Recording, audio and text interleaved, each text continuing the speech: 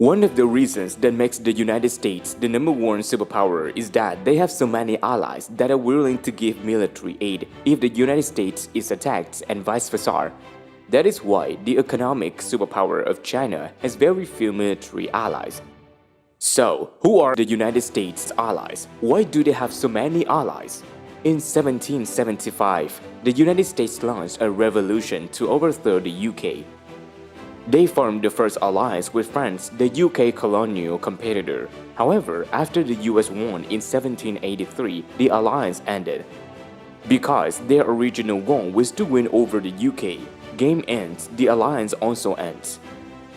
After the United States was reunified, they became a large and powerful nation protected by the Atlantic and Pacific. If a country wanted to invade the United States, it would have to cross the ocean thousands of miles, very difficult for logistics.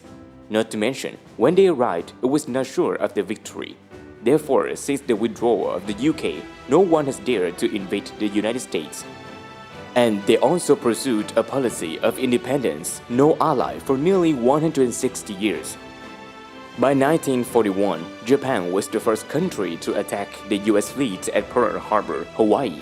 This event completely changed the thinking of the US presidents. They realized that the vast ocean was not a solid wall of defense.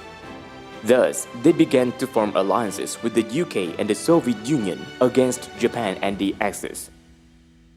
The United States and its allies have fought and defeated the enemy together. However, after World War II, the situation changed.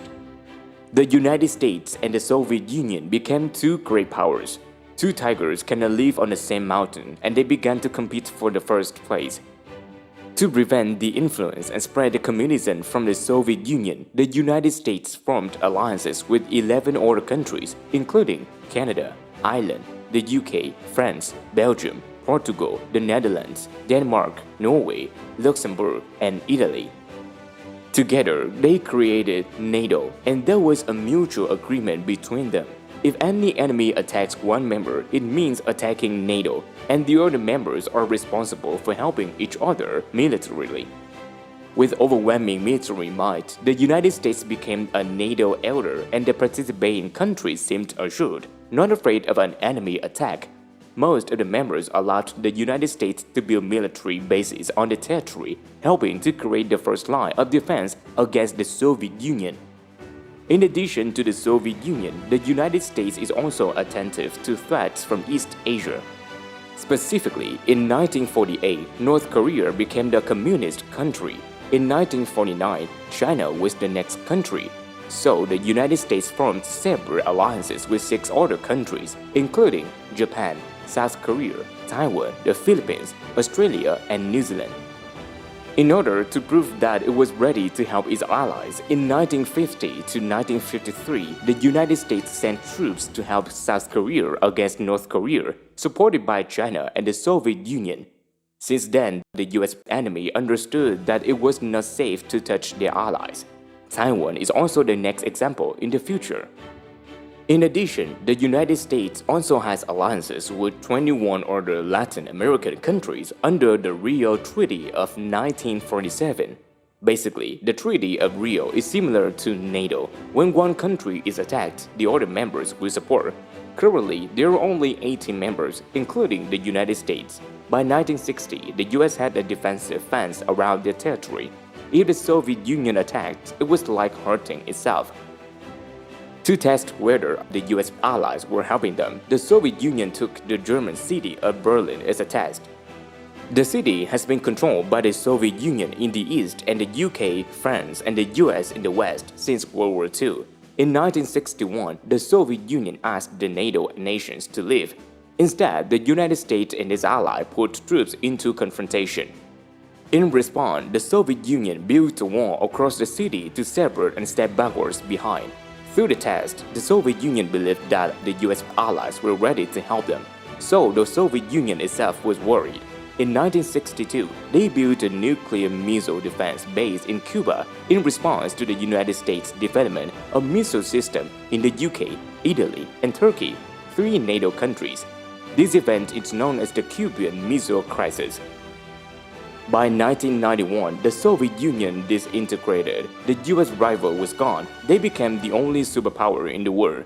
For NATO, however, one question arises: should it continue to exist?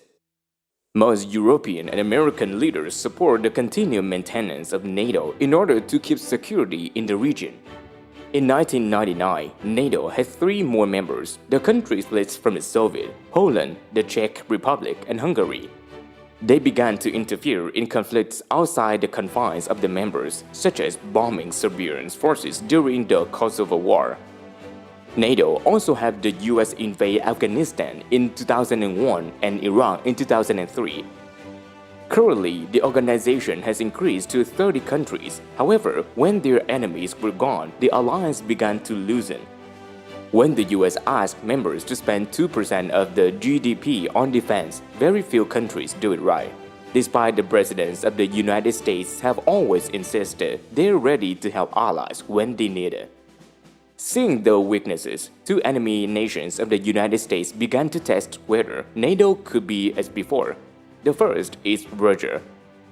They invaded Georgia in 2008 and Ukraine in 2014. 2 countries are scheduled to join NATO. This attack has many purposes, including preventing them from joining NATO and testing the reaction of the US and its allies to know if they help small countries or not.